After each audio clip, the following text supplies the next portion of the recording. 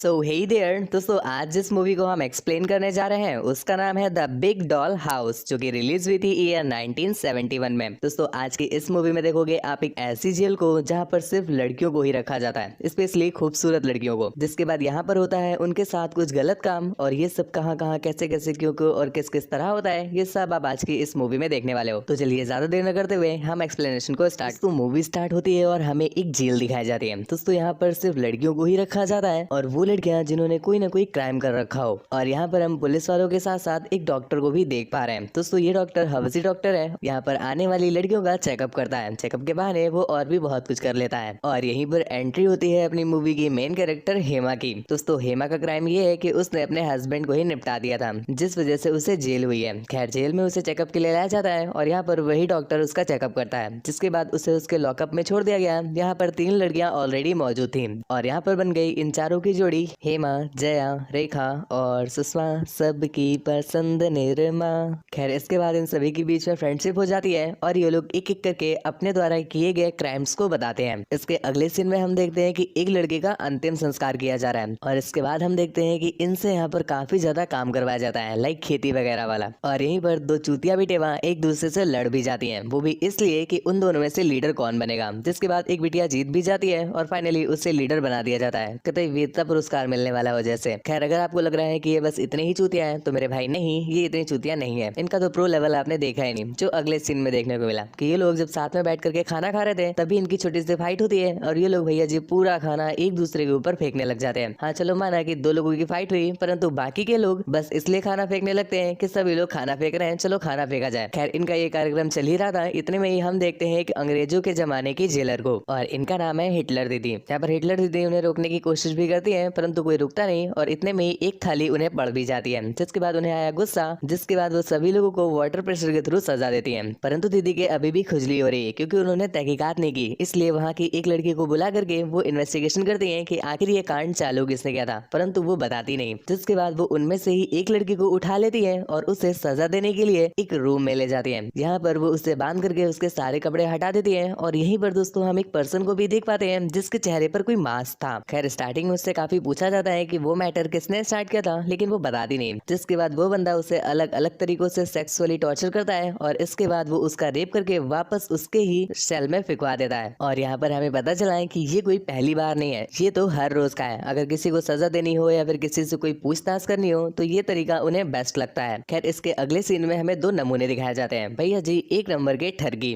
और ये लोग बस सामान में खाना डिलीवर करने का काम करते हैं। परंतु इतनी सारी कलियां देख करके इनके मुंह से पानी रुकता नहीं है, और इस चीज का सबसे ज्यादा फायदा उठाती है अपनी जया, क्योंकि उसे पता है कि इन्हें कैसे कंट्रोल करना है। वो इन्हें पास बुला करके निचोड़न कार्यक्रम और उंगल प्रक्रिया करवाती है, जिसके बदले ये लोग उसका काम करते हैं। और इस बार भी वो कुछ ऐसा ही करने वाली है, जिसके लिए सबसे पहले वो ठगी बंदे को बुलाती है और उससे संतरे चढ़वाती है। और यहाँ पर वो उंगल कार्यक्रम करते हुए उससे कहती है, बाबू तुम तो कहते थे सजदे पे यूं ही झुकता हूँ, बस तुम पे ही आके रुकता हूँ, पर बाबू जब भी तुम सजदे पे झुकते थे पता नहीं क्यों मेरे सारे छेद बहुत दुखते थे। खैर, अब समझ में आया है तो आपसे कह रही हूँ, अब जाग करके उठा है छोटू तो हमसे तो मिलवाओ जी, दुनिया वाले क्या बोलेंगे हमसे ना शर्माओ जी, अब स्ट्रॉबेरी तो उठाओ जी, शेरवानी तो पहनाओ जी, मेरी छोटी से अपने छोटू की बात तो करवाओ जी, हेलो छोटी नमस्ते, चलिए काम की बात पे आते हैं। अब आप ये पूछेंगे कि मेरे मालिक कितना हिलाते हैं, तो जितना आपकी मालकिन 1 महीने में बहाती है उतना मेरे मालिक की तो 1 घंटे में ही हो जाती है गुब्बारा,